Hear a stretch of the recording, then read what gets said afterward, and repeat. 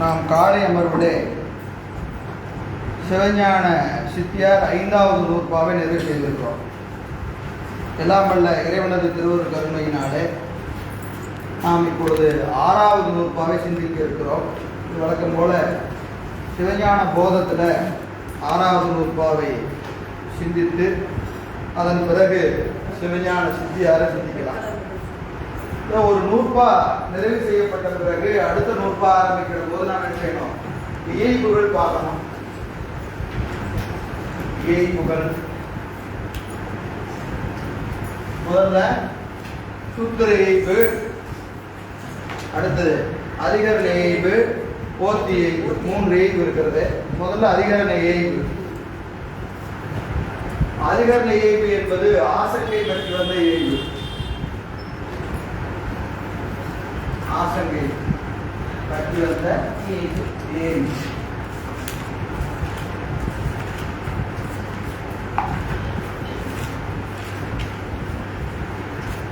இது அதிகரண இயைபு.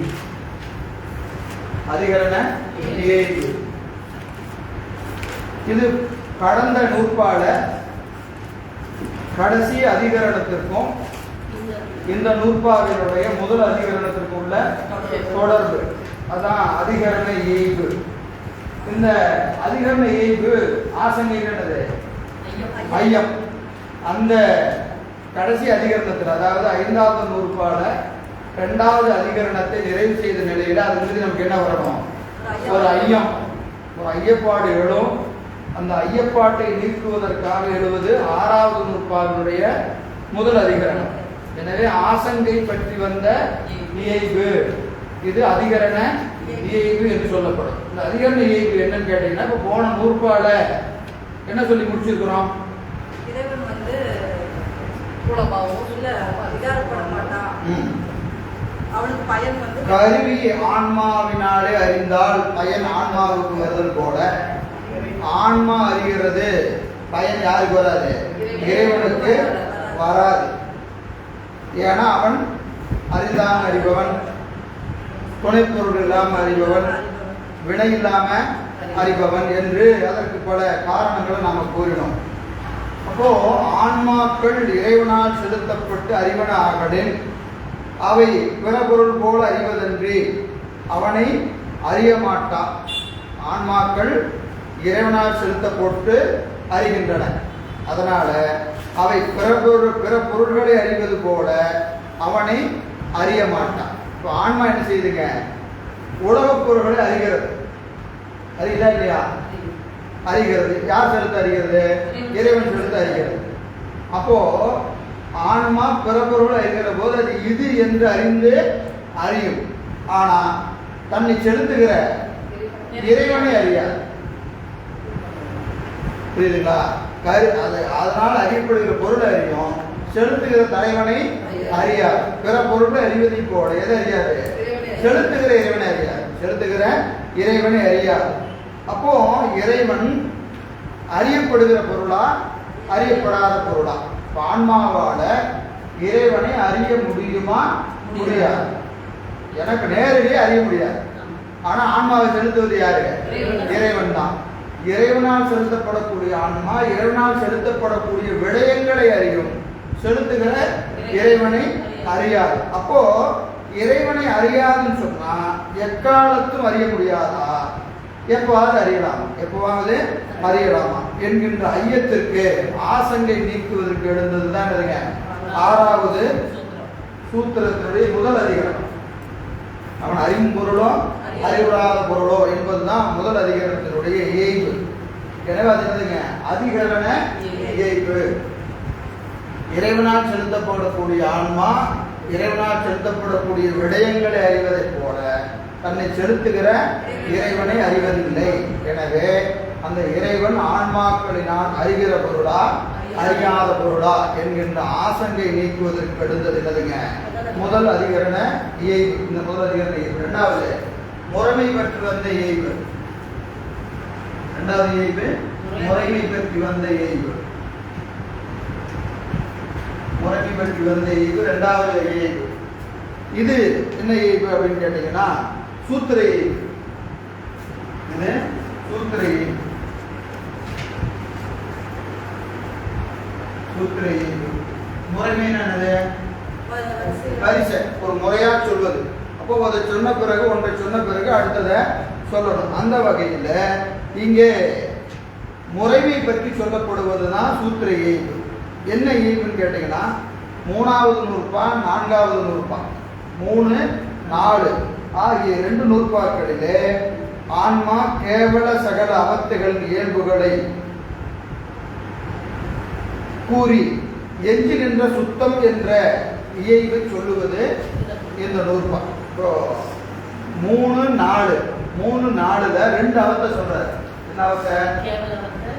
கேவல அவத்தை, கேவலம், சகலம். கேவலம் என்ன சொல்றாரு? அவத்தை, கேவல அவத்தை, கேவல அவத்தை எழுத சொல்றாரு. 3, 4 ஆன்ம பிரகாசம்னு சொல்லியாச்சு. 3, 4 ஆன்ம பிரகாசம். அதனால அதுல சொல்லப்படுவது என்ன அவத்தை? கேவல அவத்தை. சகல அவத்தை 5வது நூற்பா. உருவ நடுவுல நின்று பெருமான் அறிவிக்க ஆன்மா அறிகிறதுன்னு நம்ம பார்த்தோமா இல்லையா? அது என்னது? சகல அவத்தையில பெருமான் அறிவிக்கிற முறைமை உருவ நடுவுல தானே, சகல அவத்தை அதானே. அப்போ அவத்தையில கேவல அவத்தை 3, 4 ஆகிய 2 நூற்பாக்கள் சொல்லப்பட்டிருக்கிறது. சகல அவத்தை 5 சொல்லப்பட்டிருக்கிறது. அப்ப சுத்தவத்தை 6 சொல்றாரு. ஆனா சுத்தவத்தை இங்க சொல்றாரான்னு கேட்டீங்கன்னா, அதற்கு தோற்றுவாய் செய்கிறார்.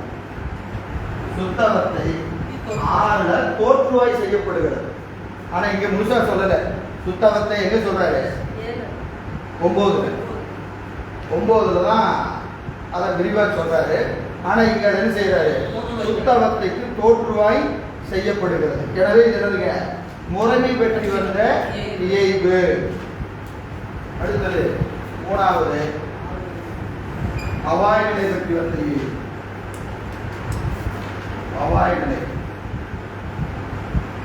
அவாய நிலை பற்றி வந்த இயைபு. இது என்னதுங்க? போத்து இயைபு. போத்துன்னு என்னது? இயல். இது என்ன இயல்? இலக்கண இயல். இலக்கண இயல்ல நமக்கு 4, 5, 6 இல்லையா? இதுல 4 எதுக்கு இலக்கணம் சொன்னாரு? 4ல ஆன்மாவுக்கு இலக்கணம் சொன்னாரு. 5ல பாசத்துக்கு இலக்கணம். எஞ்சி நிற்கின்ற பதிக்கு இலக்கணம். பதியினுடைய இலக்கணத்தை சொல்வதனால இது போத்து இயைபு. போத்து இயைபு. 3 இயைபு புரிஞ்சிருச்சா? அதிகரண இயைபு என்பது என்ன சொல்றாரு? அறியப்படுவனா அறியப்படாதவனா என்கின்ற ஆசங்கை நீக்குவதற்கு எழுந்தது இந்த அதிகரணம், முதல் அதிகரணம். அதனால அதிகரண இயைபு. 2வது முறைமை பெற்று வந்த இயைபு அவத்தையை சொல்றாரு. 3, 4ல கேவல அவத்தை, 5ல சகல அவத்தை, இங்க 6ல சுத்தவத்தின் இயல்பை கூறுகிறார். எனவே இது முறைமை பெற்று வந்த சூத்திர இயைபு. சூத்திர இயைபு. போத்து இயைபு என்பது அவாய நிலை, எஞ்சி நிற்பதை சொல்றாரு. 4ல ஆன்மாவுக்கு இலக்கணம், 5ல பாசத்துக்கு இலக்கணம், 6ல எஞ்சி நிற்கின்ற பதிக்கு இலக்கணம். சிறப்பு இலக்கணம் தான். பதிக்கு பொது இலக்கணம் என்ன சொல்லியிருக்கிறாரு? 2ல பதிக்கு பொது இலக்கணம் எது? அவன் உலகோடும் உயிர்களோடும் அற்புதமாய் இருப்பான். உலகோடும் உயிர்களோடும் அவன் அற்புதமாய் இருப்பான் என்பது பதிக்கு பொது இலக்கணம். பதிக்கு சிறப்பு இலக்கணம் என்ன அப்படிங்கிறது 6ஆம் நூற்பால். 6ஆம் நூற்பால் பதிக்கு சிறப்பு இலக்கணம் சொல்லப்படுகிறது. எனவே 6வது நூற்பா. 6வது நூற்பா என்னது?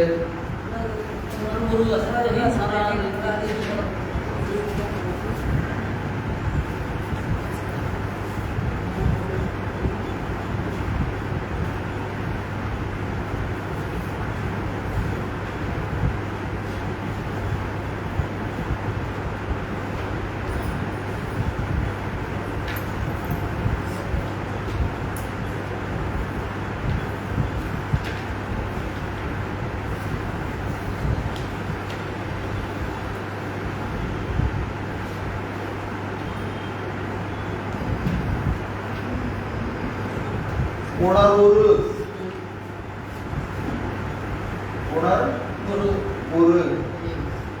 உணர்வுரு அசத்து எனின்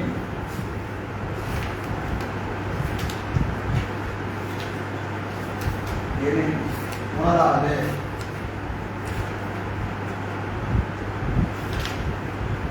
உணர்வுரு அசத்து எனின் உணராது. இன்மையின்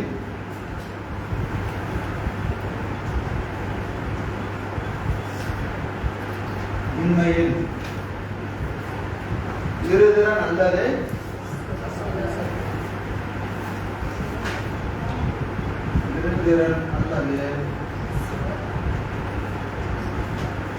சிவசத்தா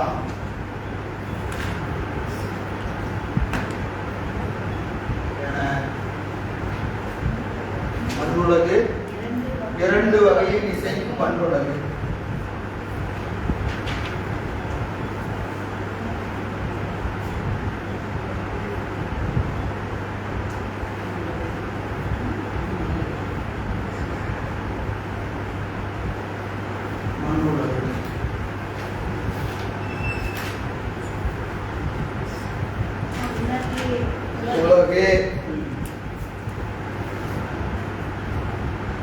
மண்ணு அப்படின்னு சொன்னா 3 சொல்லிட்டு தானே வரும். மண்ணோட அப்படின்னு சொன்னா ஏக இந்த இடத்துல மண்ணு சொல்லிட்டு வரும். மண்ணு தான் நிலை பெற்ற மண்ணுக தில்லை வளர்கணம் பக்தர்கள். மண்ணுக தில்லை என்னது? மண் என்பது நிலை பெற்ற தில்லை. அந்த மண்ணு வேற, இந்த மண்ணு வேற. உணர்வுரு எனின் அசத்து. உணராது எனின் வருவிச்சுக்கணும். உணர்வுரு எனின் அசத்து, உணராது எனின் இன்மையில். இந்த எனின் என்பதை இங்கே வருவிச்சுக்கணும். உணராது எனின் இன்மையில் இருதிறன் அல்லது சிவசத்தாங்கன இரண்டு வகையின் இசைக்கும் மண்ணுலகே. இரண்டு வகையின் இசைக்கும் மண்ணுலகு என்பது சூத்திரம். எண்ணுதலிற்றோ எனின் சத்தும் அசத்தும் வரை செய்து உணர்த்துதல் நுதலில். வரை செய்து உணர்த்துதல் நுதலில்.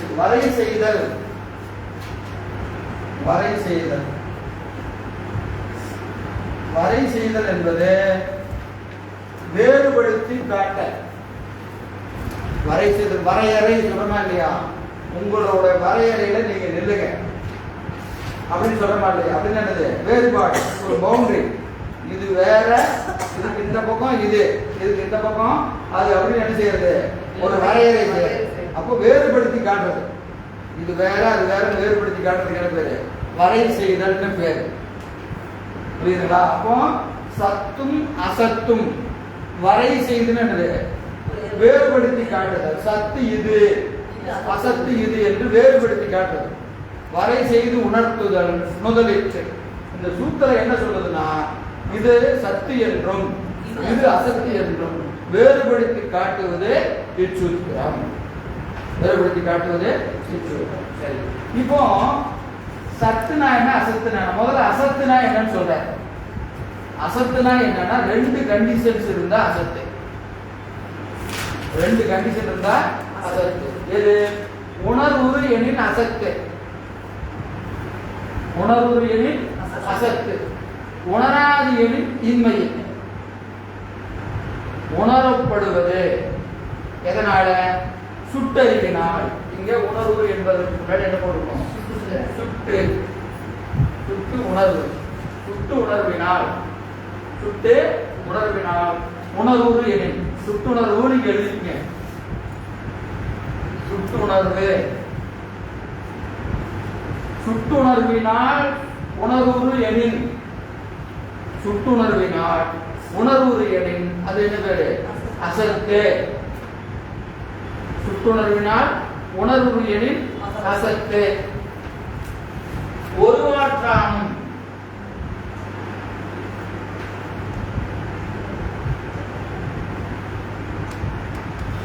ஒருவாற்றானும் உணராது எனின் இன்மையில்.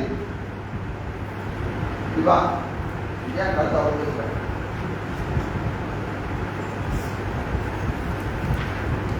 சுட்டுணர்வினால் உணர்வுறு அசத்து எனின், சுட்டுணர்வினால் உணர்வுறு எனின் அசத்து. ஒருவாற்றானும் உணராது எனின் இன்மையின், இன்மை என்பது என்னதுங்க? இன்மை என்பது என்ன பொருள்? இல்பொருள், இல்பொருள், சூனியம், இல்பொருள் அல்லது சூனியம். அப்போ இந்த ரெண்டு கண்டிஷன், இது சுட்டுணர்வினால் உணரப்படுகிற பொருள் அசத்து பொருள், எதனாலும் அறிய முடியாத பொருள், அப்படி ஒரு பொருள் இல்லை. புரியுதுங்களா? ஒரு பொருள் இருக்குன்னா அது என்ன செய்யணும்? ஏதோ ஒரு வகையில அறியணும், ஏதோ ஒரு வகையில அறியணும். எதனாலையுமே அறிய முடியாதுன்னு சொன்னா அப்படி ஒரு பொருள் இல்லைன்னு அர்த்தம்.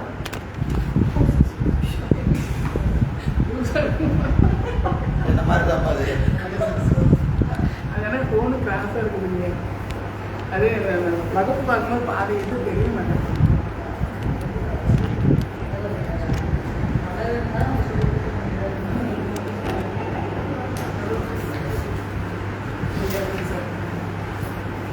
எனவே ஒருவாற்றானும் உணராது எனின் இன்மை, இன்மை என்பது இல்பொருள், சூனியம், சூனிய பொருள்.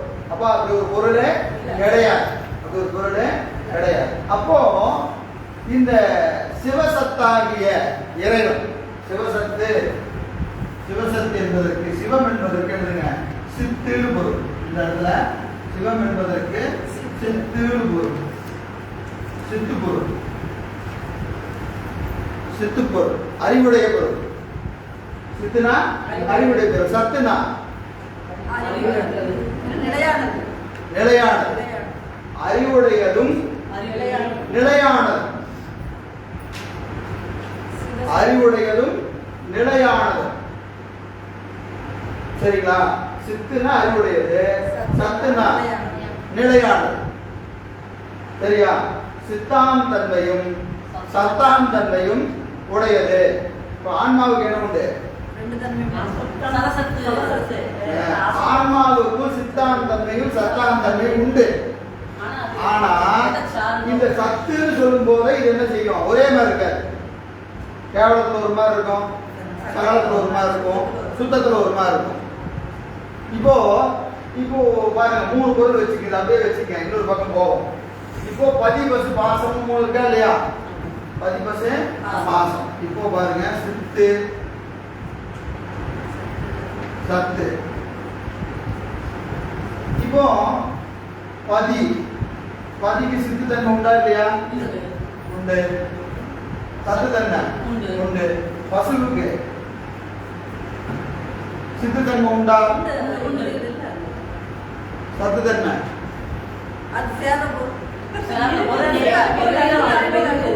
உண்டு. இதுல என்ன பண்ணணும்? ஒரு ஸ்டார். அடுத்தது பாசம். பாசம் சித்தா இல்ல, சத்தா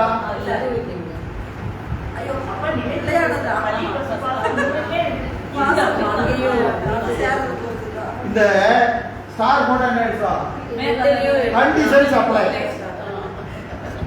ஸ்டார் போட்டது கண்டிஷன்ஸ் அப்ளை.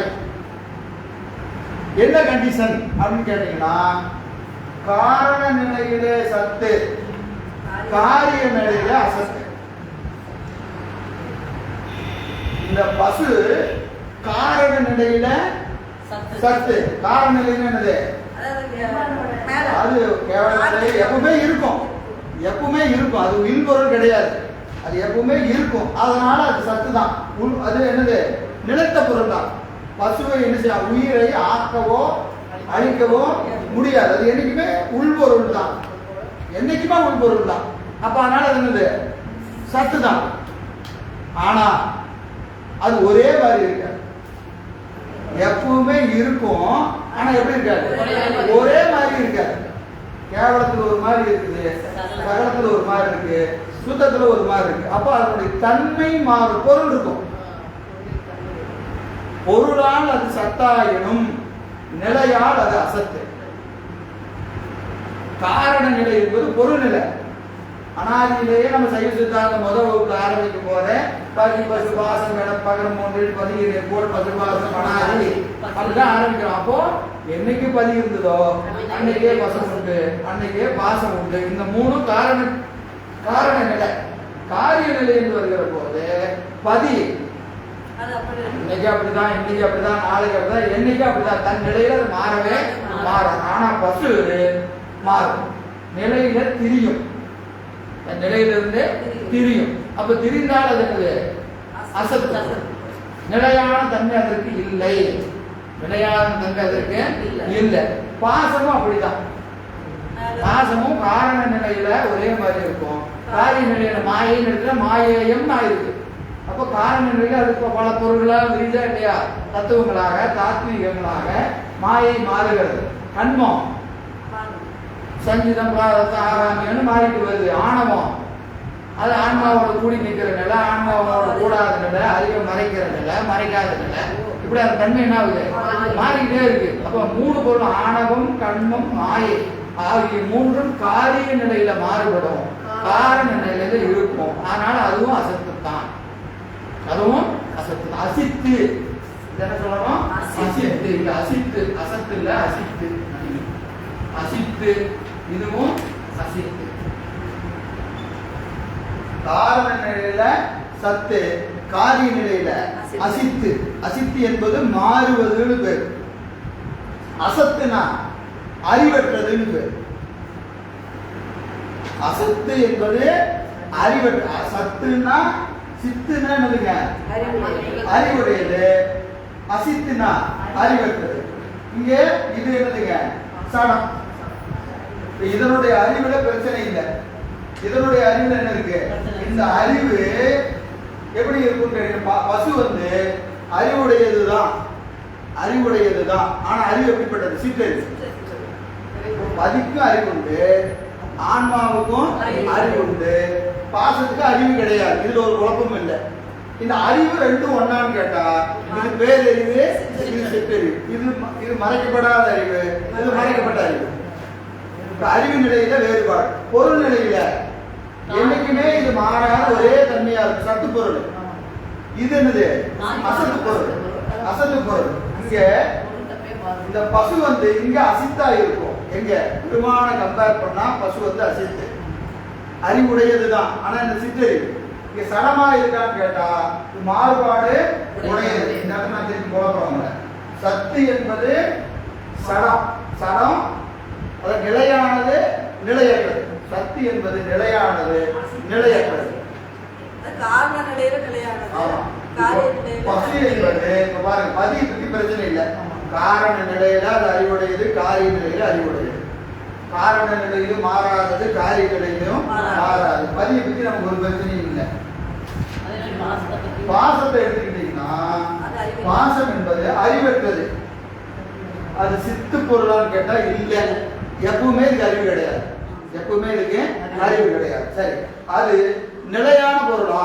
பாசம் என்பது நிலையான பொருள்னா காரண நிலையில நிலையான பொருள், காரிய நிலையில மாறும். சரியா? பசுவுக்கு வந்துட்டீங்கன்னா அறிவுடையதான் கேட்டா அறிவுடையதுதான், சித்து பொருள் தான். எப்பன்னு கேட்டீங்கன்னா பாசத்தை நோக்குனா அதுக்கு அறிவு இருக்குதுன்னு சொல்லலாம், பதிவை நோக்குனா அதுக்கு அறிவு இருக்குன்னு சொல்ல முடியாது. அறிவு இருக்குது, ஆனா அவங்க முன்னாடி போய் நீ அறிவுன்னு சொல்லாத. ஆனா அறிவு இருக்கு. அறிவு இருக்கான்னு கேட்டா நேரடியா கேட்டா செய்யலாம், இருக்குது. ஆனா எப்படி அறிவு இருக்கு கேட்டா பாசத்தை நோக்க அறிவு உண்டு, பதியை நோக்க அது அறிவுன்னு சொல்லாத. சித்தாந்தம் அதுதான் சொல்லுது. அவனுக்கு முன்னாடி நீ என்ன செய்யாத, அறிவுதான் சொல்லாத. அது ஏன் இருக்குது, அது கொஞ்சமா இருக்குது, அப்படி அறிவு இப்படி இதெல்லாம் எதுக்கு பேசாம என்ன சொல்லிடு இல்ல. அதுதான் பெஸ்ட். பதிக்கு முன்னாடி உன் அறிவெல்லாம் ஒரு அறிவே கிடையாது. அதனால நீ சடம், அறிவே உனக்கு கிடையாது பதிக்கு முன்னாடி அப்படின்னு அறிவு நிலையில சித்துத்தன்மையில இப்படி சொல்லிடலாம். இப்போ சத்துத்தன்மையில, சத்துத்தன்மையில இது எப்படி இருக்கிறதுங்க? காரண நிலையில மாறாம இருக்கும், காரிய நிலையில கேவல சகல சுத்தம் என்று வருகிற போது மாறி மாறி வரும், மாறி மாறி வரும். எனவே அசத்தாக இருக்கும். காரணத்துல சத்து, காரியத்துல அசத்து. இப்போ இதுக்கு அசத்தான் தன்மையும் அசித்தான் தன்மையும் பசுவுக்கு உண்டு. அசத்தான் தன்மையும் உண்டு, அசித்தான் தன்மையும் பசுவுக்கு உண்டு. எப்பன்னு கேட்டா பெருமானுக்கு முன்னாடி. பெருமானுக்கு முன்னாடி அது அசித்து, காரிய நிலையில அசத்து. புரியுதா? நிறைய சொல்லிட்டீங்க, எனக்கு ஒண்ணும் புரியல. அப்படிதானே? ஒண்ணு தப்பு இல்லை. சரியா? ஆமா. ஏன்னா திரும்ப திரும்ப அசித்து அசத்து அசித்து அசித்துன்னா கொஞ்சம் கஷ்டமா தான் இருக்கு. என்ன ஒண்ணு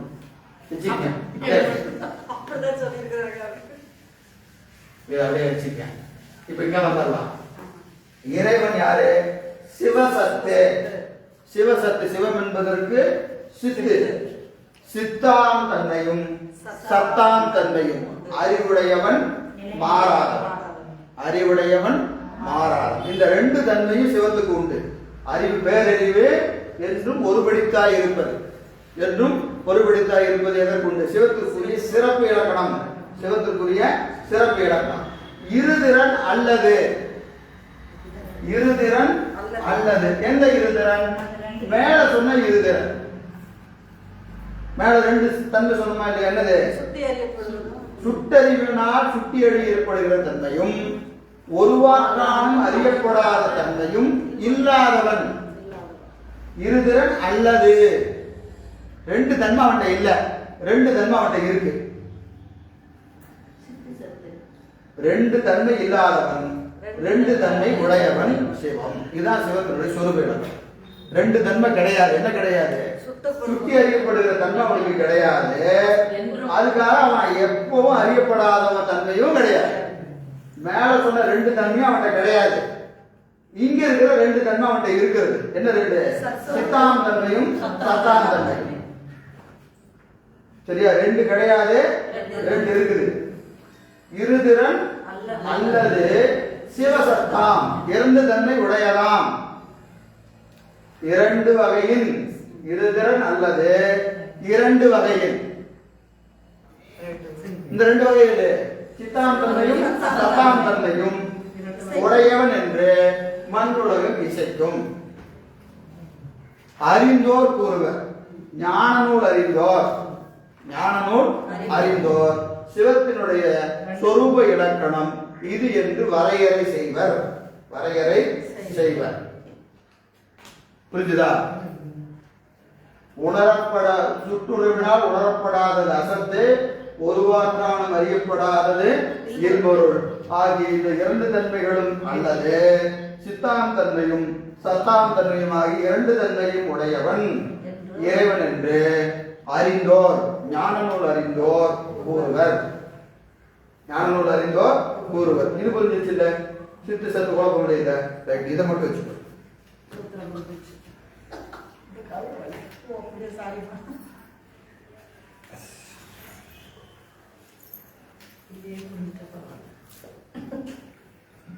இப்போ இதன் மீது ஒரு ஐயம் எழுகிறது.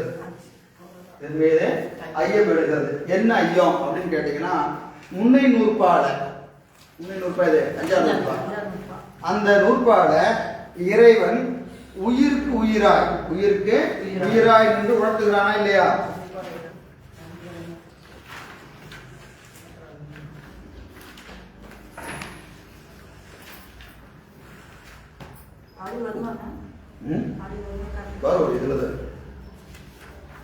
முன்னை நூற்பாவில் அறிவுக்கு அறிவாய் இருந்து ஆன்மாக்களுக்கு அறிவை இறைவன் உணர்த்துகிறான் என்று சொன்னீங்களே. எனவே அவன் அறியப்படும் பொருளா அறியப்படாத பொருளா? இதுதான் ஐயம். இந்த ஐயம் தான் நம்ம இதுல பார்த்தோம். அதிகரண ஐயங்களை பார்த்தோம் இல்லையா? அந்த ஐயத்துக்கு விடையா என்ன செய்யறாரு? முதல் அதிகரணம். முதல் அதிகரணம். முதல் அதிகரணம் உணர்வு எனின் அசத்து உணராது எனின் இன்மையின் என்பது முதல் அதிகரணம். இதுல தொடங்கி இதுவரை இது முதல் அதிகரணம். இது இரண்டாவது அதிகரணம். ரெண்டு அதிகரணம். இச்சூத்திரம் இரண்டு அதிகரணங்களை உடையது. முதல் அதிகரணம் உணர்வு எனின் அசத்து உணராது எனின் இன்மையின் என்பது முதல் அதிகரணம். இருதிறன் அல்லது சிவசத்தாம் என இரண்டு வகையின் இசைக்கும் மண்ணுலகே என்பது இரண்டாம் அதிகரணம். இப்போ உணர்வு எனின் அசத்து முதல் அதிகரணம். உணர்வு எனின் அசத்து உணராது எனின் இன்மையின். இதற்கு என்ன செய்யறாரு? மேற்கோள். இந்த அறிவினால் அறியப்பட்ட சுட்டு அசத்தென்றது.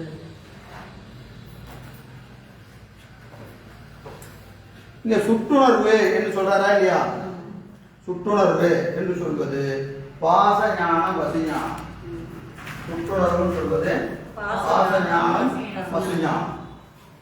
பாசஞான பசுஞானங்களினால் சுட்டி அறியப்படுவது, பாசஞான பசுஞானங்களினால் சுட்டி அறியப்படுவது. அதான் இங்க சுற்றுணர்வு என்று சொல்லப்படுவது. உணர்வு என்பது பாசஞானங்களினாலும் பசுஞானங்களினாலும் சுட்டி அறியப்படுவது, சுட்டி அறியப்படுவது.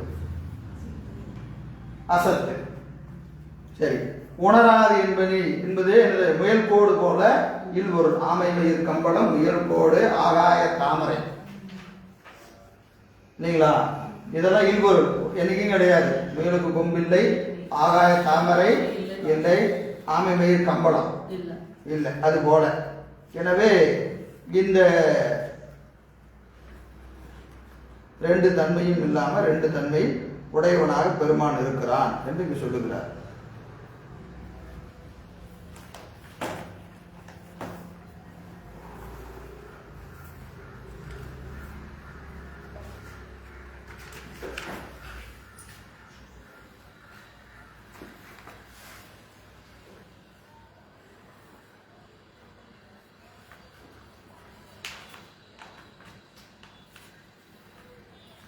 இப்போ இதன் மீது ஒரு சில சந்தேகத்தை எழுப்புறாரு.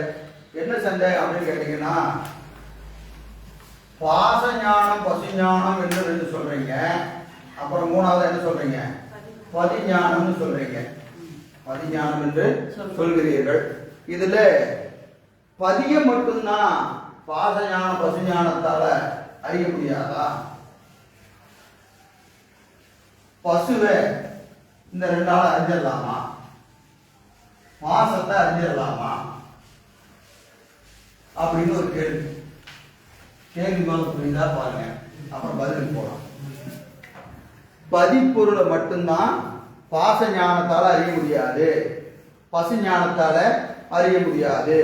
பதிஞானம் வந்தாதான் பதிய அறிய முடியும்னு சொல்றீங்கல்ல. இந்த பதிஞானம் வராம பாசத்தையும் பசுவையும் அறிஞ்சிடலாமா? முடியாது. முடியாது. ஆன்மான்னு ஒண்ணு இருக்கு, அது ஆணவத்தினால் கட்டுப்பட்டு இருக்கிறது, அது இயல்பாகவே பாசங்கள்ல கிடக்குது. இதெல்லாம் அறிவதற்கு என்ன வேணும்? திருவருள் வேணும்னு சொல்றீங்க. திருவருள் வேணும்னு சொல்றீங்க. திருவருள் இல்லைன்னா என்ன செய்ய முடியாது? ஆன்மாவையும் அறிய முடியாது, உலகத்தையும் அறிய முடியாதுன்னு சொல்றீங்க. எங்க சொல்றீங்கன்னா உங்க பாட்டு தான் சார் சொல்லுது. எந்த பாட்டு அப்படின்னு கேட்டா 11ஆம் திருமுறையில நின்னைக்கானா மாந்தர், நின்னைக்கானா மாந்தர் தம்மையும் காணா தன்மையாரே. நின்னை காணா மாந்தர் தம்மையும் காணா தன்மையாரே அப்படின்னு என்ன அர்த்தம்? உன்னை அறிய முடியாதவர்கள் தன்னை அறிய முடியாது. சிவஞான போதத்துல அவையடக்கம் தம்மை உணர்ந்து தம்மையுடைய உணர்வார் எம்மை உடைமை எமையிடலார். தம்மை உணரார் உணரார் உடைமை என்று தம்மை உணராமை கேளாம் முரண் அப்படின்னு சொல்றாரா இல்லையா? தம்மை உணர்ந்து, தம்மை உணர்ந்து, தம்மை என்பதற்கு என்ன பொருள்? தன்னையும் தன் தலைவனையும். தம்மை என்பதற்கு தன் கூட்டல் ஐ. ஐ என்பது தலைவன். தன் தலைவனை உணர்ந்து தம்மை உணர்வார், தன்னை உணர்வார். இப்போ நம்மை உணர்ந்த பிறகு பெருமான உணர முடியுமா? பெருமான உணர்ந்த பிறகு நம்மளை உணர முடியுமா? பெருமான உணர்ந்தாதான் நம்ம உணர முடியும். ஏன்னா அதற்கு முன்னாடி நாம உணர்கிற போது எப்படி உணர்வோம்னு கேட்டா, நம்ம தான் எஜமான, நம் காரியங்களுக்கு நான் தான் முதல்வன் என்று அறிவோம். ஆனா பெருமானம் உணர்ந்த பிறகுதான் தெரியும், ஐயோ நம்ம செய்யலையா இதெல்லாம். அப்ப நம்மை உண்மையா உணரணும்னா யார உணரணும்? பெருமானம் உணரணும். பெருமானம் உணர்ந்த பிறகுதான் தெரியும் நம்ம அடிமை, நமக்கு சுதந்திரம் இல்லை என்பதை நாம் உணர முடியும். இப்ப பெருமானம் உணர்வதற்கு என்ன வேணும்? பதிஞானம் வேணும். அது பதிஞானம் வந்த பிறகுதான் எதை அறிய முடியும்? பசுவை அறிய முடியும். பசுவை அறிய முடியும். பசுவை அறிகிற போதுதான் பசுவோடு இருக்கிற பாசத்தை அறிய முடியும். சரியா? மாயை மாமாயை மாயாவது நிறுவனையின் வாய்கள் சிவபிரகாசம் 70 அது அதான் சொல்லுது. அப்புறம் நம்ம சிவபிரகாசம் 36 சிவபிரகாசம் 36 என்னது?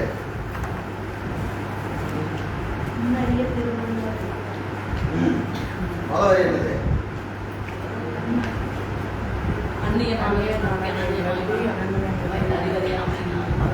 அந்நியமானவை உணர்த்தி அனன்யமாய் நின்ற அறிவு அறியாமையினாலும் அருணளவு காலம் தன்னில் அவனே யாவுமா நின்ற தொன்மை தாம் முதலாடும் பொய்தான் என கொண்டு இடதாய் மன்னிவிடும் மலம் மாயை கண்மங்கள் மாறி வந்துடும் இங்கு இது வலுவாது ஆதலினால் இதெல்லாம் மெடிசன்ஸ் மேல சொல்லிட்டு உன்னறிய திருவருடைய மலமுனதை என்று உணர்வதுதான். திருவருள் வராம ஆணவம் ஒன்று உண்டு என்று அறிய முடியாது. ஆணவம் இருக்குதுன்னு அறியறதுக்கு என்ன வேணும்? திருவருள் வேணும். உங்க பாட்டு இத்தனை பாட்டு சொல்லிட்டு இப்ப என்ன சொல்றீங்க?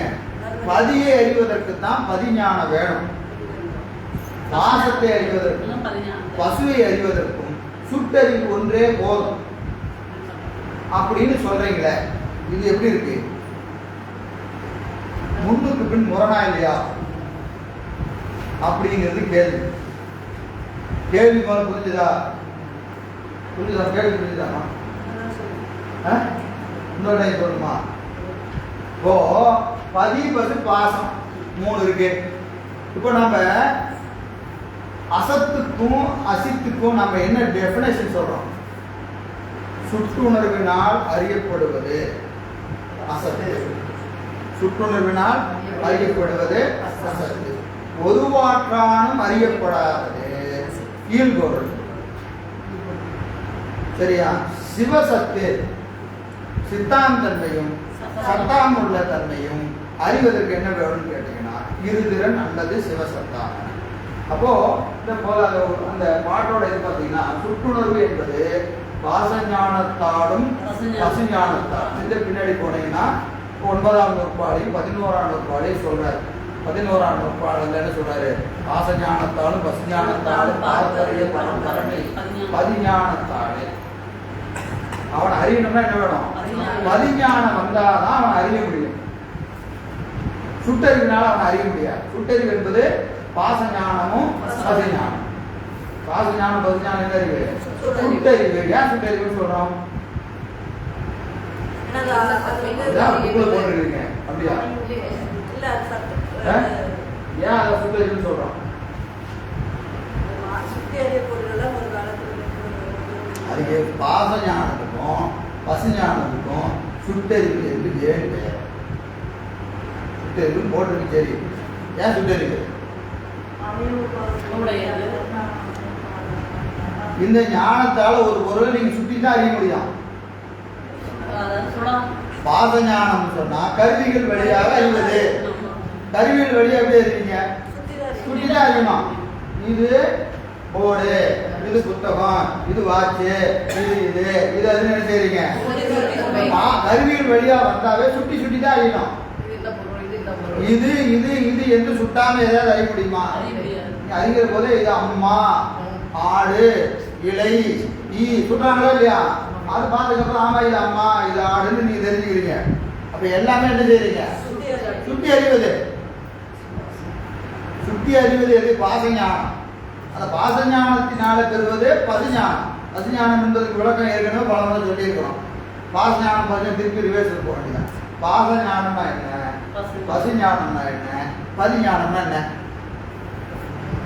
பாசத்தின்படி பெருமாள் அறிவிப்பது பாசஞானம். அந்த அறிந்த ஞானத்தை அதாவது நானே அறிஞ்சேன்னு நினைச்சு தன்முனை கூட செய்வது அது பசுஞானம். ஞானம் என்பது ஒரே ஞானம் தான். ஞானம் என்பது ஒரே ஞானம் தான். எது? பதிஞானம் தான். ஞானம் இருக்கிற ஞானம் ஒரே ஞானம், பதிஞானம் தான். ஏன்னா அது இப்ப 5ஆம் நூற்பால பார்த்தாச்சு. புருவ நடுவில் இருந்து ஆன்மாவினுடைய அறிவுக்கு அறிவாய் என்று அவன் உணர்த்தி கொண்டே இருக்கிறான். அப்போ எதா அறிஞ்சாலும் எப்படி அறிஞ்சாலும் அது பரிஞானம் தான். அவன் உணர்த்துவதுதான். இறைவன் உணர்த்தாம நம்மளால என்ன செய்ய முடியாது, எதையுமே அறிய முடியாதுன்னு 5ஆம் நூற்பாலையும் சொல்லியாச்சு. எதை அறிஞ்சாலும் எப்படி அறிஞ்சாலும் அறிவிப்பது யாரு? பெருமான் தான். அப்ப இறைவன் அறிவிக்கிற ஞானத்துக்கு என்ன பேரு? பதிஞானம்னு பேரு. அப்புறம் எதுக்கு இந்த 2 ஞானம்? எதை அறிஞ்சாலும் எப்படி அறிஞ்சாலும் அந்த ஞானத்துக்கு என்ன பேரு? பதிஞானம்னு பேரு. ஆனா அந்த பதிஞானமே எப்பொழுது பாசஞானம் ஆகிறது என்று சொன்னால், இந்த இறைவன் அறிவிக்கிற போது நேரா அறிவுக்கறிவா இருந்து அறிவிப்பான். அவர்களுக்கு என்ன வேண்டாம்? கருவியே வேண்டாம். யாருக்கு? ஞான சம்பந்த பெருமான் போறாரு, ஒரு தளத்துல 5 நாள் தங்கி இருக்கிறாரு, தேவாரம் பாடுறாரு. பெருமான் என்ன செய்யறாரு? என்ன இந்த தளத்துல வந்து பாரு. சேக்கலார் பெருமான் எழுதுறாரு, என்னை இங்கு வந்து காண்பாயா. நம்முடைய நம்பி ஆரூர் தில்லையில தரிசனம் பண்ணிட்டு இருக்கிறார். நம்மை ஆரூரில் காண்பாயாக. எங்க சொன்னாரு? கருவி எதுவுமே கிடையாது, வயாமீடியாவே கிடையாது. எதன் வழியாகவும் சொல்லாம பெருமான் எங்கிருந்து சொல்றாரு? அறிவுல இருந்து அறிவு கருவா சொல்றாரு. அவர் சொல்றது இவருக்கு புரிஞ்சிச்சு. நேருக்கு நேரா கருவிகள் இல்லாம, எந்த விதமான துணை கருவிகளும் இல்லாம பெருமான் நேரடியா சொன்னாருக்கு. என்ன பேரு? பதிஞானம்னு பேரு. பதிஞானம்னு பேரு. அது யாருக்கு புரியும்னா பக்குவமானவங்களுக்கு புரியும். நமக்கு புரியாது. நமக்கும் சொல்லிக்கிட்டு தான் இருக்கிறான். நமக்கு அந்த லாங்குவேஜ் இன்னும் புரியல. அவன் பேசுகிற மொழி நமக்கு இன்னும் புரியல. புரியுதுங்களா? சில நேரத்தில் வச்சுக்க, நம்ம இன்னும் எனக்கு போக வேண்டாம்னு தோணுது, ஏன்னு தெரியல அப்படின்னு தோணும். அப்புறம் போய் உத வாங்கிட்டு வருவோம். வந்ததுக்கு அப்புறம் ஏதோ ஒன்று சொல்லிச்சு, நான் கேட்காம சும்மா இருக்க மாட்டான், போயிட்டேன். அப்போ உள்ள இருந்து என்ன செய்ய வேண்டாம்? பெருமான் சொல்றாரு, போவாத, உத வாங்கிட்டு தான் வருவேன் அப்படின்னு சொல்றாரு. ஆனா அவரு தெளிவா சொல்லல. அவரு தெளிவா சொல்றாரு, அந்த சொல்றது நமக்கு இன்னும் அந்த லாங்குவேஜ் புரியல. அவர் எதை வேற மொழியில பேசிட்டு இருக்கிறாரு. இப்போ இந்திக்காரன் வந்து நம்ம பேசினா நம்ம என்ன செய்வோம்? என்ன சொல்றான், கோபமா சொல்றான்டா அப்படின்னு தான் தெரியும், என்ன சொல்றான்னு தெரியாது. அது மாதிரி இறைவன் நம்ம அறிவுக்கு அறிவுல இருந்து சில காரியங்களை சொல்லுகிற போது நமக்கு என்ன தெரியல. சரி போய் தான் பார்த்துருவோம், நம்ம ஆசை ஆரம்பிக்குது, போய் பார்த்துருவோம், போய் உத வாங்கிட்டு வருவோம். அப்போ அறிவுக்கு அறிவா உணர்த்துகிற குறிப்புகளை நம்மளால என்ன செய்ய முடியல, அறிய முடியல. பதிஞானம் நமக்கு உண்டான்னு கேட்டா நமக்கு எல்லாருக்கும் உண்டு. ஆனா அது என்னது புரியல.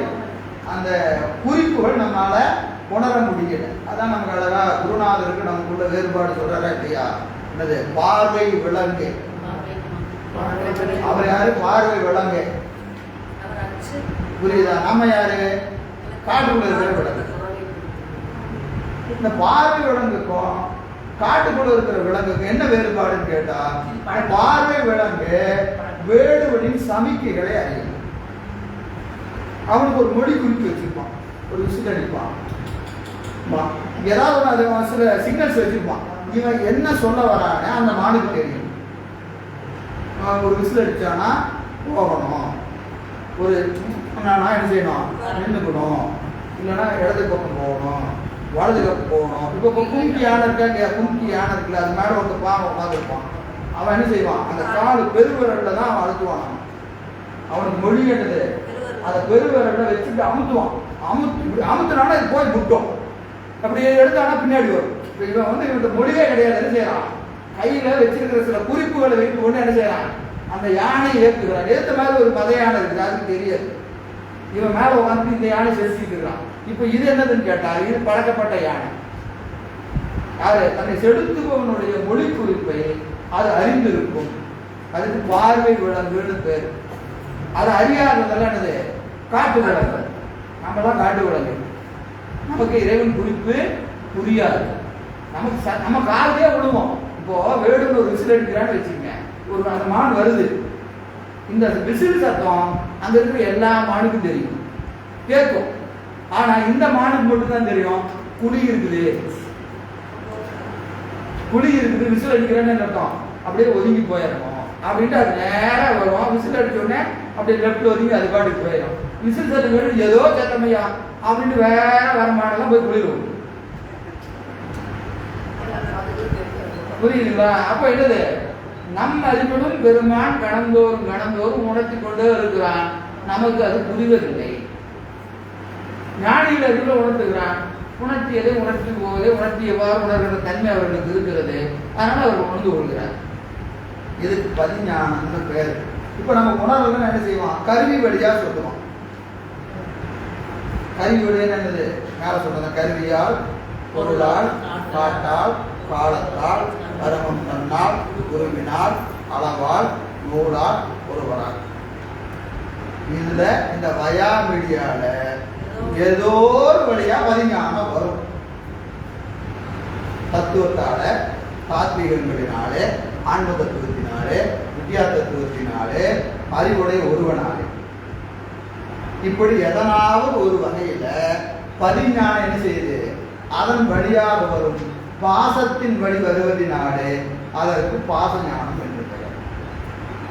வருகிற போது எப்படி வருது, பாசத்தினாலே வருது. பாசம் என்னது, கருவி வழி. கருவி என்பது எல்லா கருவி, உடம்பு முதலாக, நூல் முதலாக அளவைகள் எல்லாமே என்னது, எல்லாமே பாசஞானம் தான். எல்லாமே பாசஞானம் தான். எனவே அப்படி வருகிற பாசஞானம், பதிஞானம் கருவிகள் வழியாக வருகிற போது அதற்கு என்ன பேரு, பாசஞானம் என்று பெயர். அப்ப இந்த ஆன்மா பக்குவம் வைக்கிற போது இவையெல்லாம் பாசஞானம், இவையெல்லாம் பாசஞானம் என்று நீங்குகிற போது, ஏன்னா கருவி வழியா வந்ததுன்னா அது ஏகதேச ஞானம். கருவி வழியா வந்தாலே என்னது, ஏகதேச ஞானம். ஏகதேசம் என்னது, இந்த கண்ணு வழியா நான் பார்த்தேன்னு வச்சுக்கேன், எனக்கு ஏகதேசம் தான். என்னோட கண் பார்வை எவ்வளவு தூரமோ அவ்வளவு தூரம் என்னால் பார்க்க முடியும்.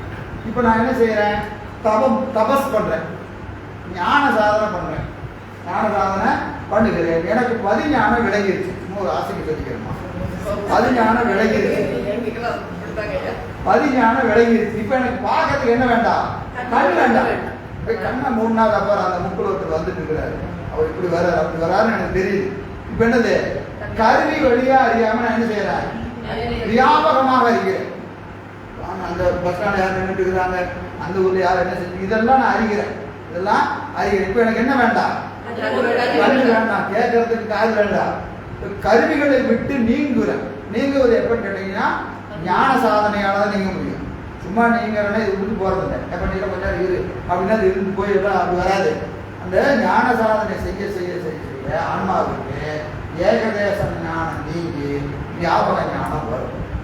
வியாபக ஞானம் வரும். இப்போ வியாபக ஞானம் வருகிற போது இப்போ ஏற்கனவே சொல்லியாச்சு, இறைவன் அறிவிக்கிறான், இறைவன் தான் அறிவிக்கிறான். எல்லா உயிருக்கும் இறைவன் தான் அறிவிக்கிறான். அறிவிக்கிற போது நேரடியாக அறிவிச்சா நமக்கு கேட்கல.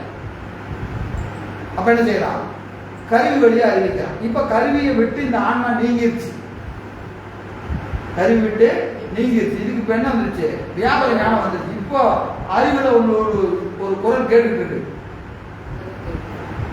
அறிவுல நேரடியா ஒரு குரல் கேட்கறது, இதை செய்ய, இதை செய்யாத, இங்க போகாத அப்படின்னா அவனுக்கு தெரியுது. இப்போ புரியுதா? அப்ப இவன் என்ன ஆயிடுறான், ஞானி. இப்போ இதெல்லாம் என்னுடையது. நான் என்ன நினைக்கிறேன், நான் சொல்றதெல்லாம் நடக்கணும். அப்படியே போனீங்கன்னா இந்த பாரு உனக்கு நேரம் சரியில்லை, நீ நாளைக்கு அங்கே போகாத அப்படின்னு நான் சொல்றேன். நான் சொல்றது உண்மையான்னு கேட்டா உண்மை. ஏன்னா எனக்கு அறிவுல வியாபார ஞானம் இருக்கு. நாளை உனக்கு இந்த துன்பம் வரும், அதனால நீ அங்கே போகாத. ஏன்னா காலம் கடந்து, நேற்று இன்று நாளை இன்று முக்காலங்களை கடந்து, இடங்களை கடந்து, இன்று இங்க அங்க இடத்தை கடந்தாச்சு, நேற்று இன்று நாளை என்ற காலத்தையும் கடந்தாச்சு. ஏன்னா பதிஞானம் என்னது, வியாபகம்.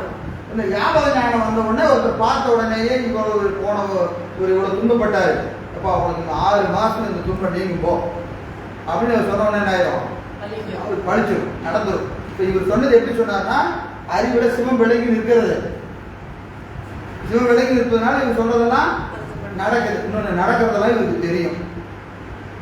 சரியா? அப்படி சொன்ன உடனே அவர் என்ன பண்ணுவாரு? நீங்க தாங்க கடவுள், நீங்க தான் கடவுள். இவருக்கு உடனே என்ன ஆயிடும்? இங்க பக்கத்துல தலை முளைக்கும். 1 2 3 தலையெல்லாம் அப்படியே தலை அப்படியே முளைச்சிக்கிட்டே வரும்.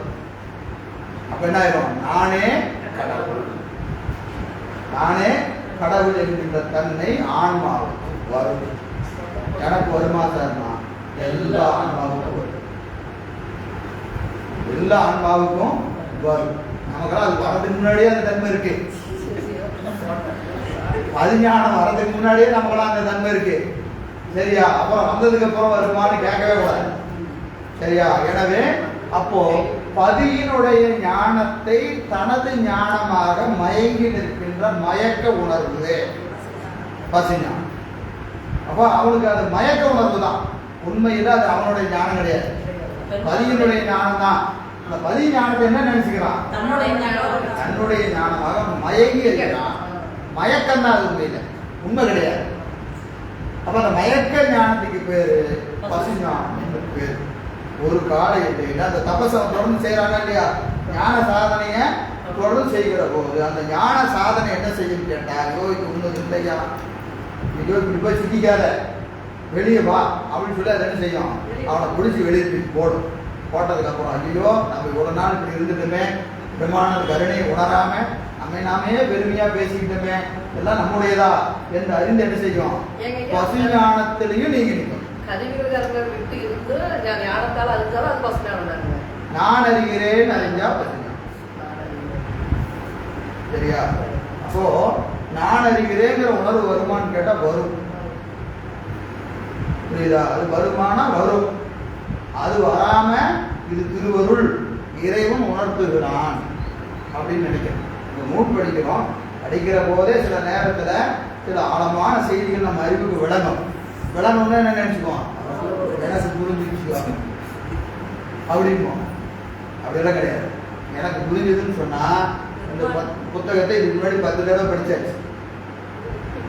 10 தடவை படிச்சாச்சு. 10 தடவை படிக்கும் போது புரியல. இப்ப ஏன் புரியுது? இப்ப பெருமான் காட்டுகிறான்னு அர்த்தம். அப்போ அதை அறிகிற போதே இது திருவருள் காட்டுகிறது என்று அறிகிறோம். அந்த தன்மை வந்துட்டா தப்பிச்சுக்கிறதுக்கு நிறைய வாய்ப்பு இருக்கு. புரியுதுங்களா? இப்போ நூலாகட்டும் வாழ்வியலாகட்டும் எதுவானாலும் திருவருள் கொடுக்கிறது, திருவருளே கொடுக்கிறது. திருவருளும் கொடுக்கிறதுனா போச்சு. நான் அவன் எந்த அறிவாருக்கு நாடமுகம் உண்டு என்று 10ஆம் வகுப்பாளர் சொல்றாரு. அது அங்க போய் பார்த்துக்கலாம். சரியா? எனவே இப்போ இந்த பதியை போல பசுஞானமும் பாசஞானமும் பதிஞானத்தால்தான் அறியப்படுகிறது. நம்மால என்ன செய்ய முடியாது? அறியவே முடியாது. இவ்வளவு நேரம் சொன்னது இதுதான். அப்புறம் நீங்க சுட்டறிவினால் அறியப்படுவது பசுஞானம், சுட்டறிவினால் அறியப்படுவது பாசஞானம். பசுஞானம் என்பது சுட்டறிவினால் அறியப்படுவதுன்னு சொல்றீங்களே, இதான் கேள்வி. கேள்வியில் தான் நிக்கிற, பதிலுக்கு இன்னும் இல்லை. சரிங்களா? இப்போ சிவஞான சித்தியார்ல இன்னொரு பாட்டு இருக்கு. வேதம், சாத்திரம், விருதி, புராணம், விரும்பு அசைவை, வைகிரியாதி திறன்கள், மேலான நாத முடிவான எல்லாம் பாசஞானம். எதெல்லாம் பாசஞானம் சொல்றாரு? வேதம், சாத்திரம், விருதி, புராணம், விரும்பு அசைவை, வைகிரியாதி திறன்கள், மேலான நாத முடிவான எல்லாம் பாசஞானம். நாத வடிவிலே பெறுவதெல்லாம் பாசஞானம். வேதமும் பாசஞானம் தான், திருமுறையும் பாசஞானம் தான், ஆகமும் பாசஞானம் தான், சாத்திரமும் பாசஞானம் தான் அப்படின்னு சித்தியார்ல 293வது பாட்டு சொல்லுது. சரிங்களா? என்னங்க கட்சியில் திருமுறையும் பாசஞானமா, சாத்திரங்கள் பாசஞானமா அப்படின்னு கேட்டா ஆம், பாசஞானம் தான். எப்பன்னு கேட்டீங்கன்னா நம் அறிவு கொண்டு படிக்கிற போது, நம் அறிவு கொண்டு படிக்கிற போது அது பாசஞானமாகும். குருநாதனிடத்தை அடங்கி நின்று உபதேசமா கேட்டா பதிஞானமா வரும். பதிஞானத்திற்கு இவையெல்லாம் என்னது? வழி. அது நமக்கு உபகாரம் செய்வது. பதிஞானத்தை பெறுவதற்கு இதுதான் வாயில். அபரஞானம்னு பேர். அபரஞானம். அபரஞானம் என்பது இறைவன் உணர்த்த உணர்வது. இறைவன் உணர்த்த உணர்வது தான். ஆனா அபரஞானத்தின் வழிதான் என்ன செய்ய முடியும்? பரஞானத்தை பெற முடியும். பரஞானம் பெறணும்னா முதல்ல என்ன வரணும்? அபரஞானம் பெறணும். கட்டாயம் பெறணும்னா கட்டாயம் பெறணும் தான். இல்லைங்க, சில பேர் எல்லாம் அபரஞானம் இல்லாம பரஞானத்துக்கு போயிட்டாங்களே. யார் போனாங்க? ஞானசம்பந்தர் போறாரு. 3 வயசு. 3 வயசுலயே தோடுடைய செவில் பாடிட்டாரு. அவர் எங்க போய் கல்லூரிக்கு போய் தமிழ் இலக்கியம்லாம் படிச்சு நேர குடிமாலாம் படிச்சுட்டு பெண்பானம் என்ன, ஆசிரியப்பான் என்ன, இலக்கணமெல்லாம் படிச்சு அதுக்கப்புறம் எல்லா தொல்காப்பியத்துல இருந்து எல்லாம் படிச்சுட்டு எல்லாம் பண்ணாரு. 3 வயசுல என்ன படிச்சாரு? ஊருக்கே போற.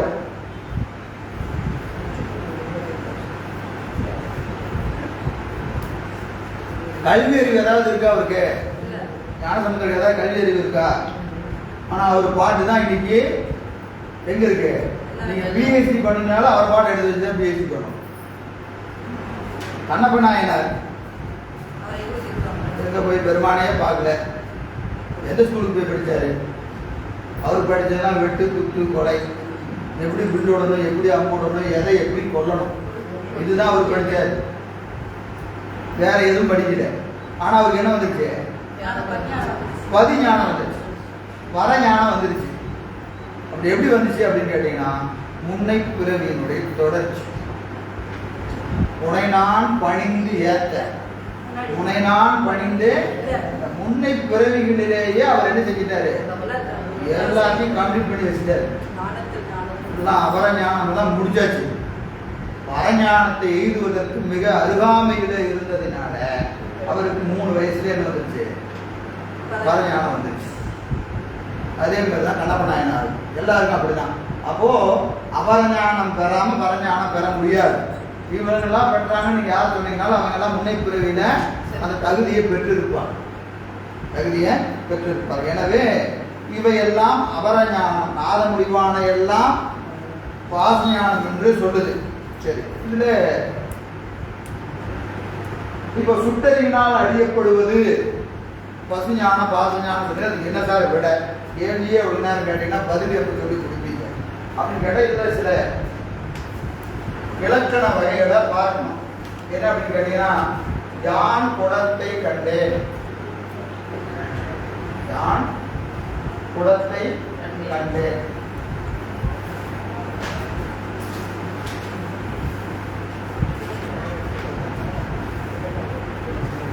யான் குடத்தை கண்டேன்.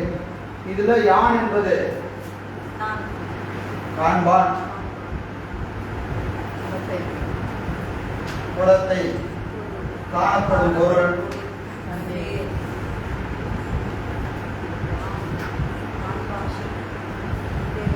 கண்டேன் காண்கின்ற அறிவு.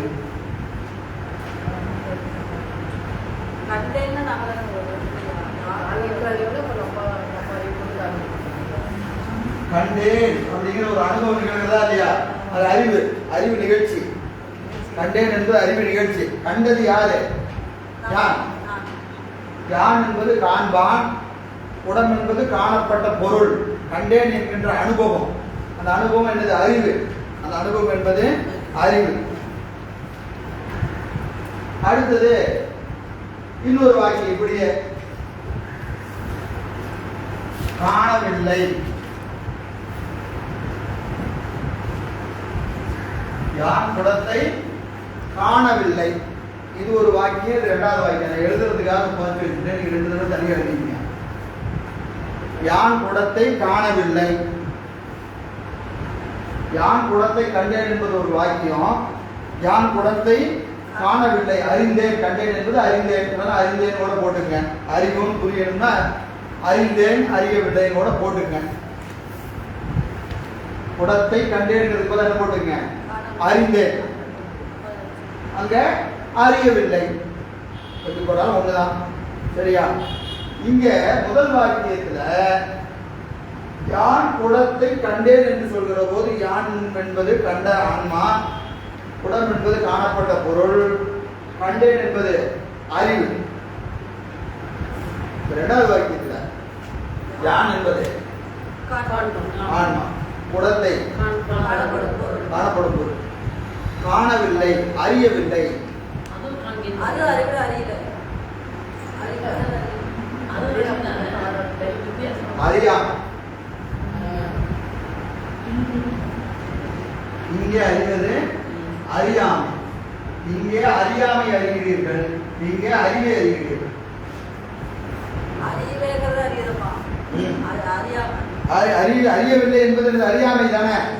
குடத்தை அறியவில்லை, குடத்தை அறியவில்லைன்னா எதை அறிஞ்சுக்கிட்டீங்க? அறியவில்லை என்பதை அறிஞ்சிருக்கிறீங்க. அறியவில்லை என்பது அறியாமை.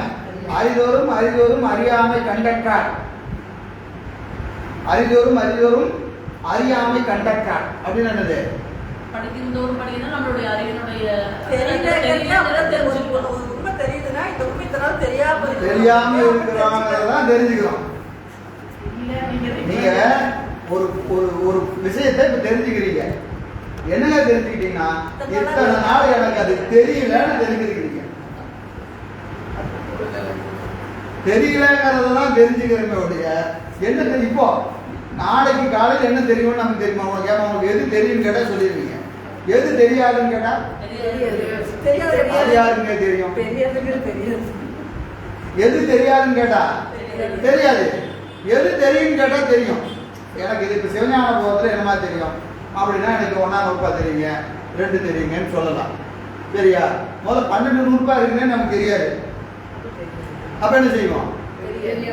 எனக்கு சிவஞான போதமா அப்படின்னா அப்படின்னு கேட்போம். அப்ப என்னது? அப்படி ஒரு நூலே நமக்கு தெரியாது. தெரியாது என்று சொல்வதும் தெரிவது என்று சொல்வதும் ஒரு சின்ன வேறுபாடு தான். ஒரு பொருளை அறிகிற போது என்ன அறிகிறோம்? இதுவரைக்கும் நாம் இதை அறியவில்லை என்று அறிகிறோம். அறிகிறேன்னு தான் அறிஞ்சிருக்கிறோம். புரியுதா இல்லைங்களா? இப்ப நீங்க நம்ம காலையில கேட்டதில்ல ஏதாவது ஒன்று புதுசாக தெரிஞ்சிருப்பீங்களா இல்லையா? ஏதாவது ஒரு செய்தி புதிதாக தெரிஞ்சிருப்பீங்களா இல்லையா? அந்த செய்தி நமக்கு தெரியாதுங்கிறது எப்ப தெரியும்? நேற்று கேட்டிருந்தா தெரியுமா? காலையில கேட்டிருந்தா தெரியுமா? தெரியாது. ஏன்? இப்பதான் தெரியுது. நமக்கு இது தெரியல, இது தெரியவில்லை என்பதை தான் நம்ம என்ன செய்யறோம்? தெரிஞ்சுக்கிறோம். அதுதான் அறிதோறும் அறிதோறும் அறியாமை. நம்ம ஒவ்வொரு கணமும் என்ன செஞ்சுக்கிறோம்? நாம அறியாமையில் இருக்கிறோம்னு தெரிஞ்சுக்கிறோம். நம்ம நினைச்சுக்கிறோம் நமக்கு எல்லாமே தெரியும், எல்லாமே தெரியுது. போனா அங்க போனாதான் தெரிஞ்சுங்க, ஒண்ணுமே தெரியலீங்க, என்னென்னமோ தெரிஞ்சுக்கிட்டாங்க. இதெல்லாம் நான் கேட்டதும் இல்லை, பார்த்ததும் இல்லை. புரியுதுங்களா? அப்ப என்ன தெரிஞ்சுக்கலாம்? நாம அறியாமல் இருந்திருக்கிறோம் தெரிஞ்சுக்கலாம். சரியா? இப்போ யான் குடத்தை கண்டேன் என்பது அறிவை காண்பது, யான் குடத்தை காணவில்லை என்பது அறியாமையை காண்பது, அறியாமையை காண்பது. இப்போ இதுல இந்த கண்டேன் அப்படின்னு சொல்லும் போது இவருக்கு ஒரு அனுபவம் ஏற்கனவே இருக்குதுன்னு அர்த்தம். சரியா? ஏற்கனவே இவர் எதை பார்த்துக்கணும்? குடத்தை பார்த்துக்கணும். குடத்தை கண்டிருந்தார் அவர் என்ன சொல்லுவாரு? குடத்தை கண்டேன் அப்படின்னு சொல்லுவாரு. இப்ப இவர் குடத்தை இது வரைக்கும் பார்த்ததே இல்லை. நான் சொல்றேன், ஏமா அங்க அது போய் அதை எடுத்துட்டு வான்னு சொல்றோம். ஏதாவது ஒரு பொருளை சொல்றேன்னு வச்சுக்கோங்க. மேலே போனீங்கன்னா அந்த பொருளுக்கு எடுத்துட்டு வாங்கன்னா நீங்க அதை பார்த்ததும் இல்லை, கேட்டதும் இல்லை. ஐயோ எனக்கு எதுன்னு தெரியாதுங்க, அந்த நாடு ஒரே மாதிரி இருக்கு, எது என்னன்னு எனக்கு தெரியல. ஏன்? அதை நான் முன்னாடியும் பார்த்தது இல்லை. முன்னாடி பார்க்கலன்னா எனக்கு என்ன செய்ய முடியாது, அது தெரிஞ்சுக்க முடியாது. அப்ப என்ன இருக்கணும்? ஏற்கனவே கண்ட அனுபவம் நிகழ்ந்து இருக்க வேண்டும். அனுபவம் நிகழ்ந்திருந்தாதான் குடத்தை கண்டேன் என்று சொல்ல முடியும். அனுபவம் நிகழலன்னு வச்சுக்கங்க, சொல்ல முடியாது. புரியுதுங்களா? அதுக்கு இன்னொரு உதாரணம் சொன்னா தெரியலாம். பாம்பு கயிறு, பாம்பு கயிறு. இரட்டுல கயிறை பார்த்துட்டு நம்ம என்ன செய்யறோம்? பாம்புன்னு சொல்லிடுறோம். பாம்பை பார்த்துட்டு கயிறுன்னு சொல்லிடுறோம். இப்போ நமக்கு என்ன தெரிஞ்சிருக்கணும்? பாம்பையும் பார்த்துருக்கணும், கயிறையும் பார்த்துருக்கணும். இந்த ரெண்டுக்கும் ஒரு ஒற்றுமை இருக்கணும். எதுல ஒற்றுமை? அந்த வடிவத்துல. நெளிஞ்சு கிடக்குது, கயிறு நெளிஞ்சு கிடக்குது, பாம்பு நெளிஞ்சு கிடக்குது. கயிறை பார்த்தா நமக்கு எப்படி தெரியுது? பாம்பா தெரியுது. இதுக்கு என்ன பேரு? மயக்க உணர்வு. எங்க இருட்டில் பார்த்தா திடீர்னு பயந்துட்டேன். நல்லா வெளிச்சத்தில் பார்த்துட்டு எவனாச்சும் கயிறை போய் பாம்புன்னு சொல்லுவானா?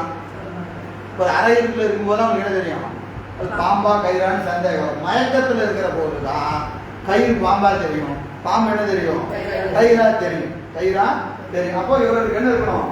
முன்கண்ட அனுபவம் இருக்கணும். முன்கண்ட அனுபவம் இருக்கணும். பாம்பு கயிறா தெரிஞ்சாலும் கயிறு பாம்பா தெரிஞ்சாலும் இவர்களுக்கு என்ன இருக்கணும்? முன்கண்ட அனுபவம் இருக்கணும். அந்த அனுபவத்தை என்ன பண்ணிருக்கணும்? கயிறையும் பார்த்துருக்கணும், பாம்பையும் பார்த்துருக்கணும். யார் குடத்தை கண்டேன்னு சொன்னா ஏற்கனவே என்ன செஞ்சிருக்கணும்? குடத்தை பார்த்துருக்கணும். முன்கண்ட அனுபவம் வேணும்.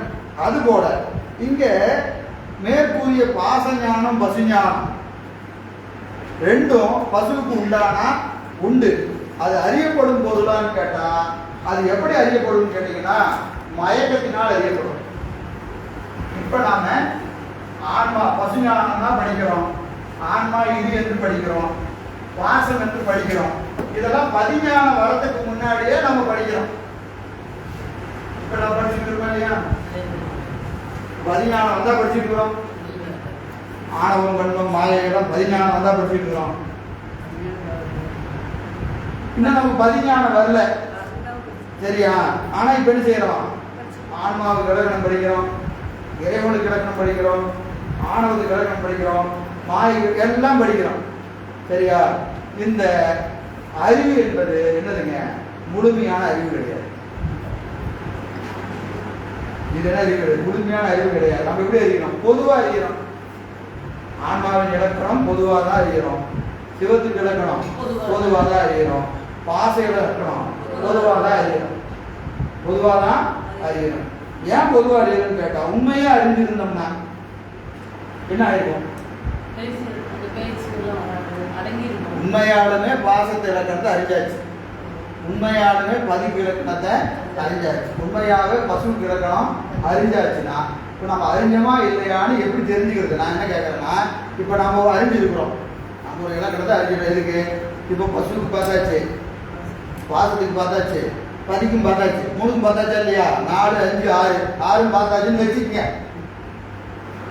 பதிக்கு இலக்கணம் பார்த்தாச்சு, பசுவுக்கும் பார்த்தாச்சு, பாசத்துக்கும் பார்த்தாச்சு. இந்த மூணும் நான் பொதுவாக அறிஞ்சிருக்கிறோமா சிறப்பாக அறிஞ்சிருக்கிறோமா அப்படின்னு கேட்டா நாம பொதுவான்னு சொல்றோம். ஏன் சொல்றோம்னா நூல்ல அப்படிதான் சொல்லுதுங்க,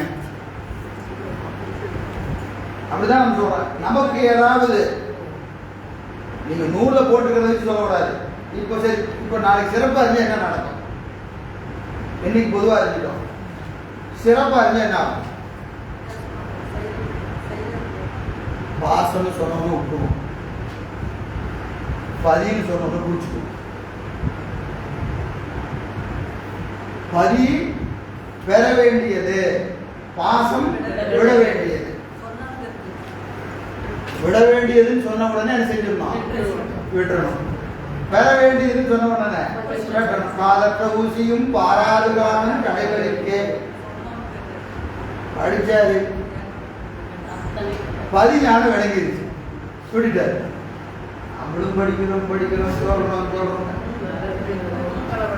எத்தனை தடவை படிச்சாச்சு, எத்தனை தடவை கேட்டாச்சு, நமக்கு ஏன் நடக்கல? பட்டினத்தடிகள் ஒரு தடவை தான் கேட்டாரு, கேட்ட உடனே அத்தனையும் துறந்தார்.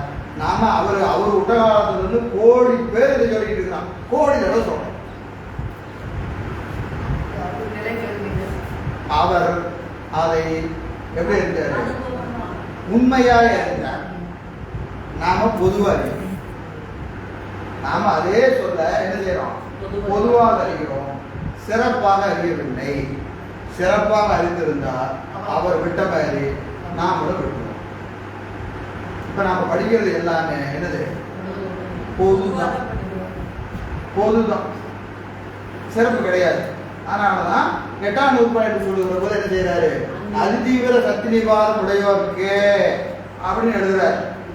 ஏன் எழுதுறாருன்னா அவர்களுக்கு தான் இது உபதேசம், அவர்களுக்கு தான் இது உபதேசம். ஏனையோருக்கு அது பொதுவாய் நிகழும். சிவஞானம் போது 8ஆம் வகுப்பா சொல்லு, 9 சொல்லுன்னா 50 வேடு அயர்ந்தடை வலது இடம் சொல்லலாம், 4 அதிகாரம் சொல்லலாம், மேற்கோள் சொல்லலாம், ஏது சொல்லலாம், வெண்பா சொல்லலாம், எல்லாம் சொல்லலாம். ஆனால் அந்த செயல்பாட்டில் ஒன்றும் இருக்காது. சரியா? ஏன் இருக்காதுன்னா நம்ம எல்லாம் பொதுவாக எடுத்துக்கொண்டு அப்போ பாசஞானம் பசுஞானமும் பொதுவாற்றான் அறியப்படும். எப்போ? இப்போ நமக்கெல்லாம் அறியப்படுவதனால உண்மையாக அறியணும். பதிஞானம் தான் பதியின் இயல்பையும் பாசத்தின் இயல்பையும் பசுவின் இயல்பை எப்போ செய்யலாம்? மெய்யுணர்வு வந்த போது தான் அறிய முடியும். அப்போ இப்போ அறியறது தான் பொதுவாக அறிவது தான், பொதுவாக அறிவது தான். எனவே இங்கே அந்த கேள்விக்கு விடை அதுதான். இப்போ நாம் அறிகிறோமே அப்படின்னு கேட்டோமே இல்லையா? இப்போ அறிவது எது? பொதுவாக அறிவது. சிறப்பாக அறிவது எப்போ? பதிஞானம் வந்த பிறகு இதை சிறப்பாக அறிவோம். எதை? பாசத்தையும் சிறப்பாக அறிவோம், பசுவையும் சிறப்பாக அறிவோம், பதியையும் சிறப்பாக அறிவோம். அது பின்னாடி நடக்கும். அப்போ பசுபாசங்களை நாம் பொதுவாக அறியறது போடான்னு கேள்வி. பதியையும் பொதுவாக அறியலாமே? அடுத்த கேள்வி. பதியையும் பொதுவா அறியலாமே என்று சொன்னார். இதுல பதிப்பொருள் என்பது இங்கே நாம் அறிவது போல இறைவன் இவன் என்று சொல்லுகிற இலக்கணம் இருக்கா இல்லையா? அந்த இலக்கணத்தை அறிவதற்கு என்ன வேணும்? பதிமுறை தந்த வேணும். இப்போ ஆன்மாவுக்கு இலக்கணம் சொல்லலாம். உடம்பு தான் ஆன்மான்னு சொல்றவன் என்ன சொல்லுவான்? உடம்பு தான் ஆன்மாப்பா, கரணங்கள் தான் ஆன்மான்னு சொல்லுவான். இதுக்கு பதிஞானம் தேவையில்லை. ஆனா பதி சிவன் இவன் என்று அறிவதற்கு என்ன வேணும்? பதிஞானம் வேணும். பொதுவாய் அறிவதற்கே பதிஞானம் வேணும். யார் அறிவதற்கு? பெருமான பொதுவாக அறிவதற்கு பதிஞானம் வேணும். இன்னும் நிறைய தடை விடையெல்லாம் இருக்கு. அது இங்கே வேண்டாம், அப்புறம் பார்ப்போம். சரி, 2 சூத்திரம். உணர்வுரியனின் அசத்தே, உணராதியனின் இன்மையின், இருதிரு நல்லது சிவசத்தாமன 2 வகை இசைக்கும் மண்ணுலகை என்பது 2 அதிகரணம். முதல் அதிகரணம் மேற்கோள். மேற்கோள் ஈண்டு அறிவினால் சுட்டப்பட்ட சுட்டு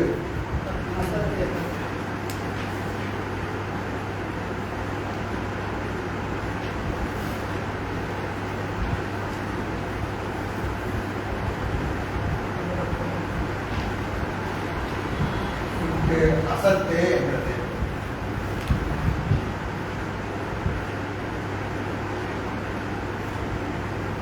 இந்தி வதிகரணத்து அறியப்பட்ட அறிவினால் அறியப்பட்ட சுட்டப்பட்ட அறிவினால் அறியப்பட்ட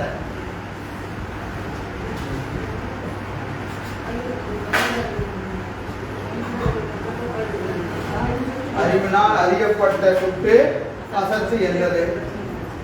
டீயை சாப்பிடுங்க.